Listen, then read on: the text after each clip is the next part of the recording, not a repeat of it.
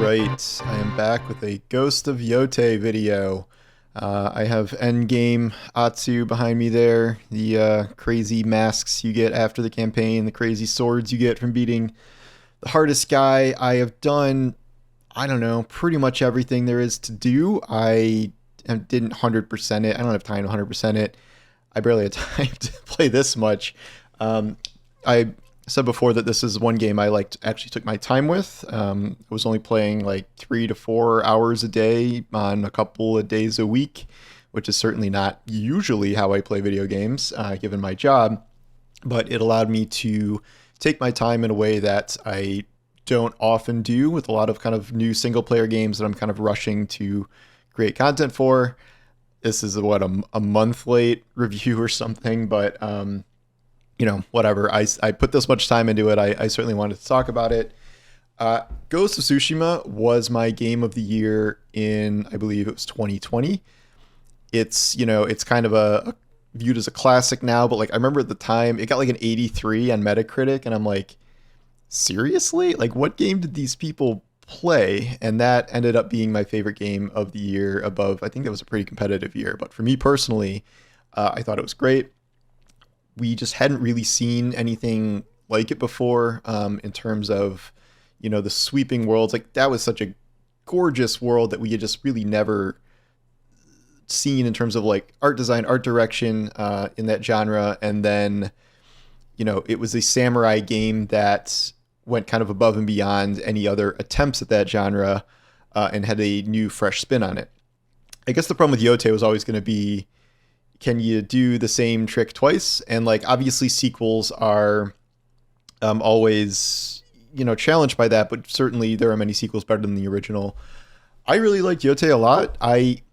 It's just hard for me to get past the initial like amazement I had with Tsushima. This is a bigger game. It does have improvements in some ways. I would argue there are some story improvements here too, but I loved it a lot. I just think it's tough to fully measure up to Tsushima. And also, it's kind of a weird situation where Assassin's Creed Shadows also came out this year. And like this game, there's a bunch of stupid drama about it, but that was actually a very good samurai slash ninja game. And I find these two are kind of comparable in a lot of ways. I'm glad that this didn't have quite as many Ubisoft things, but I really liked both of these games. And this is not one situation where one game has to fail for the other to succeed. I think both of these were great entries in this genre this year. Shadows really surprised me. I always kind of thought Yotei would be good, and it is, but I was surprised I liked Shadows as much as I did. But obviously you're going to compare this more to Tsushima.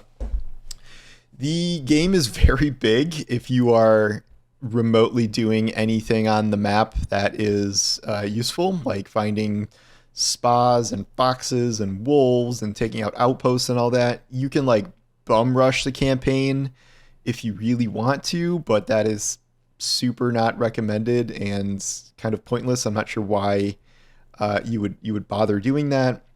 You certainly have to explore to some degree to find the places where you get skill points, because you don't level up just by farming dudes. You have to like actually find skill points, and then you have to get materials to upgrade your weapons, which takes time, which takes a lot of, it takes money that you have to earn from side quests and stuff. I kind of ran out of money at the end of this game. I couldn't even upgrade my guns because like I ran out of money. I don't know where I'm supposed to get more money because I thought I did everything else. But all my melee weapons were upgraded. So just rushing through the game, I don't know. I don't know why people rush through most games, but this one especially seemed like one that really benefited from taking your time. I'm not going to go into spoilers here other than kind of just the base layout. You are Atsu. Your family is killed by Lord Saito, who used to know your dad in some capacity, and he's mad at him for something. You are left for dead, and of course you did not die. Everyone thinks you died, hence you're the ghost of Yotei. And you grow up fighting in wars, so you're a good fighter, and then you come back to Izo to try and murder all of the Yotei 6, which all have fun little nicknames like the Oni and the Snake and the Spider and things like that. This is like pretty close to identical the way Shadows started, so to the point where I was like, ooh, I'm guessing these two didn't really enjoy that in terms of how similar they were.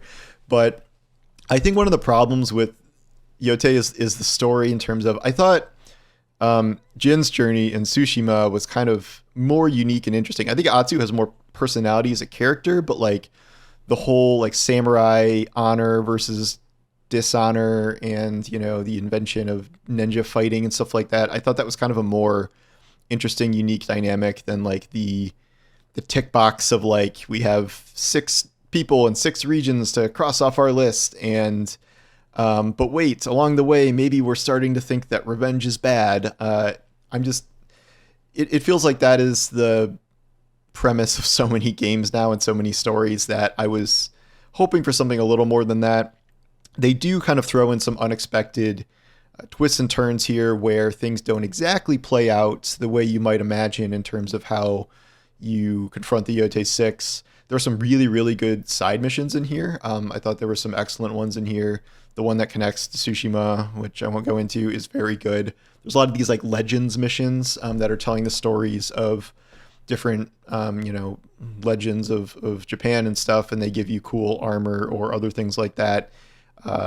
Really enjoyed, hunting those down, getting all the armor kits and stuff like that.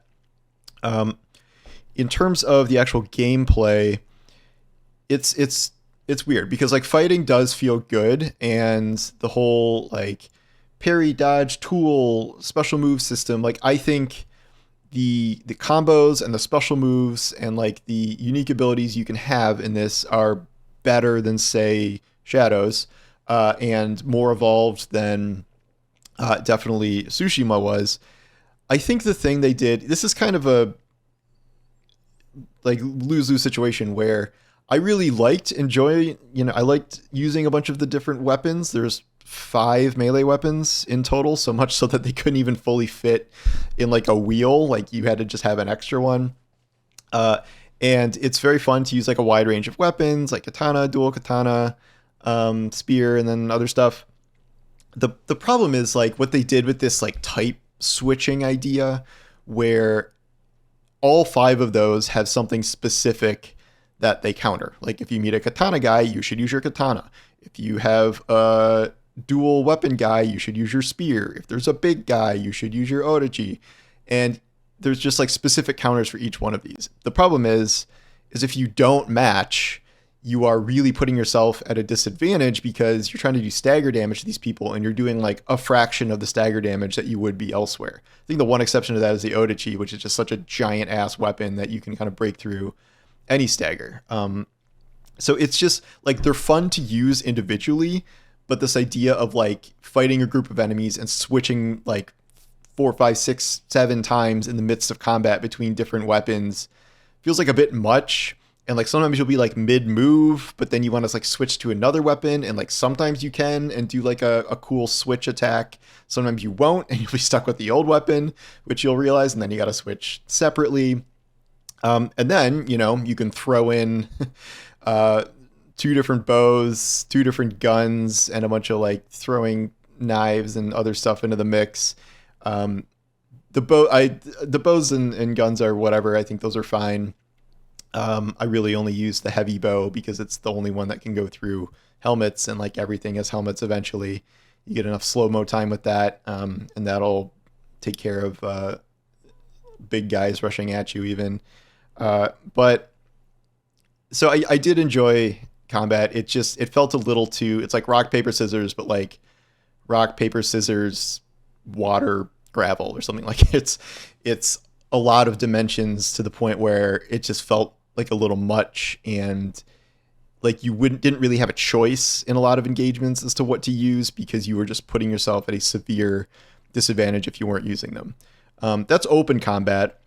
And then there was stealth combat where it's okay. I mean, I think Assassin's Creed does better stealth combat because that's, the entire history of the series. This one, it has pretty unaware enemies. Like you can get really close to another enemy and assassinate them without anyone really knowing. There's a armor set later that lets you do a ranged kill with your little whip chain thing from like super far away, which makes like assassinations just hilariously easy.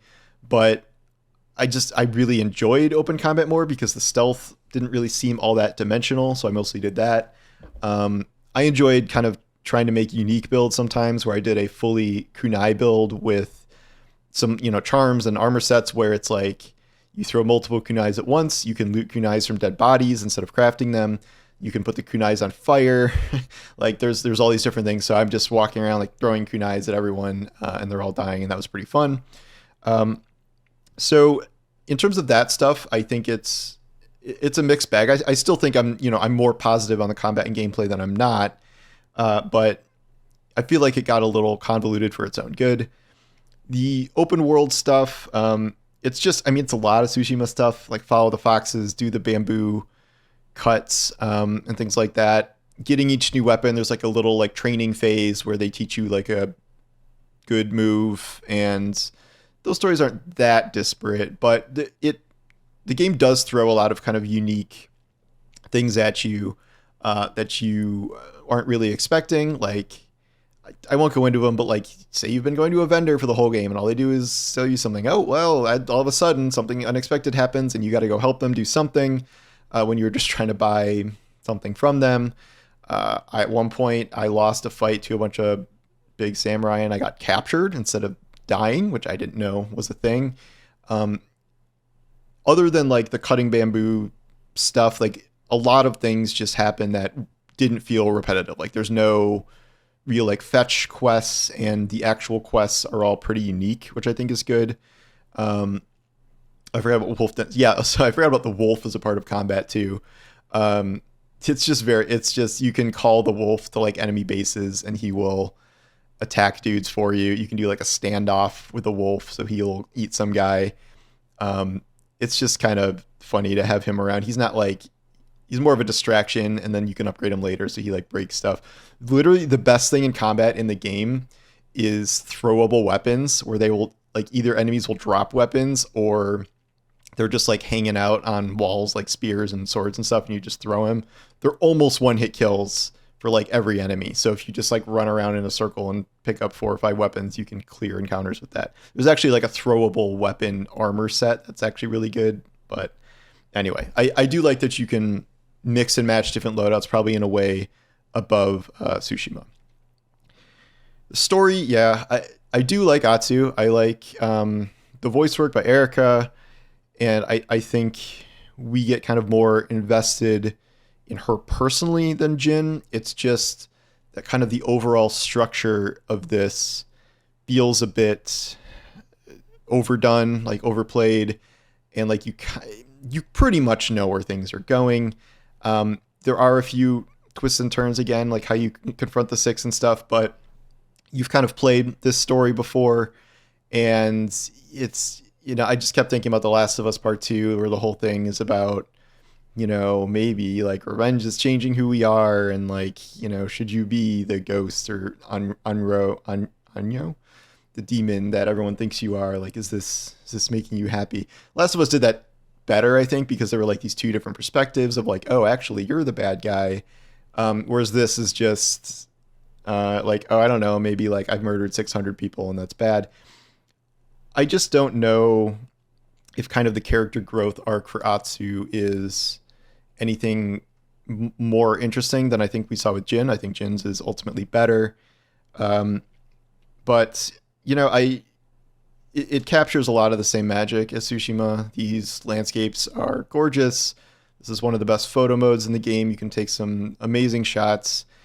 These sweeping landscapes, now upgraded 5 years later, are look more gorgeous than ever. This is probably one of the most beautiful environments in a game. Like no matter where you go, it's beautiful, mainly because of all these petal trees and their leaves flying all over the place. One thing this is sort of lagging behind in now is like character animations. It seems behind, like it's behind Shadows, I think. And looking at a game like a different Sony game like Horizon Forbidden West, that game is literally the best NPCs I've ever seen in a game in terms of performance capture, whereas this feels like it's lagging behind a lot of its competition. And sure, it's not the most important thing for the game, but in current gen, it's a little rare to be like, this looks a bit dated. Like you don't say that too often. And a lot of this stuff is just sort of like performance capture stuff's more of a given. This is performance capture, but it's not quite detailed on the level that we've seen with other games. Like it's fine, it's passable. It's just something that stood out a little bit to me. It's certainly, I'm sure it's improved from Tsushima 5 years ago, but I guess in the larger space, in the single player story space, not really quite at the level of most of the other games you would be thinking of. Sure, I would absolutely recommend it if you love Tsushima. I think it's fully worth playing, and definitely worth not rushing through. I think, experiencing all the side stories is arguably better than the main story. Building out all the armor sets and the loadouts and the charms that you can do for all those is very fun. I wish there was like kind of a place to challenge them more, because eventually you just sort of run out of stuff. The hardest fight in the game is at the very end, but it's pretty limited in terms of the build you can use for that one. So, are they making a Legends? Are they making a multiplayer thing for this? I'm not sure, but that was awesome. That was a really cool thing that Tsushima did. One of the rare multiplayer additions that was actually positive and worthwhile to add to a single player game. And they've also said that like they'll consider doing DLC if the fans demand it or something. I don't know. Apparently this is selling really well. I think it's at least matching Tsushima in a different era of higher prices and less consumer spending and not being a pandemic and all that stuff. So it's doing really well. I'm curious. They've talked about whether they're going to do another Ghost sequel or go to like Sly Cooper or something. I don't like, as much as I've enjoyed these two games, like I don't know if we need another Ghost game. I feel like I'm not sure where the series is going to go from here and how much it's going to differentiate itself from these two games. Like, what are you going to put 8 weapons in there? Like, I feel like it would have to be a pretty drastic departure just to kind of mix it up and stay fresh and not just get like bigger with more stuff and like, we're getting a little more modern or we're going way further in the past. I don't know. So I'm not like itching for another Ghost sequel the way I might be for like a God of War sequel. I'd rather have them do something else. I don't know if it's Sly Cooper, but I think we're good like with these two Ghost stories for a long time. But yeah, so I very much enjoyed my time with this, and it's certainly a recommend from me. I don't know what I'm going to play next. I might take a break on lengthy single player games for a while and just go back to some Borderlands grinding and, Destiny Festival of the Lost when it's not broken. So probably more to say on this later as I get further away from it, but certainly check it out. And I'm glad that it delivered after 5 years, being a sequel to one of my favorite games. So congrats to them for that. And yeah, I really enjoyed it. Thanks for watching, and I will talk to you soon. Take care.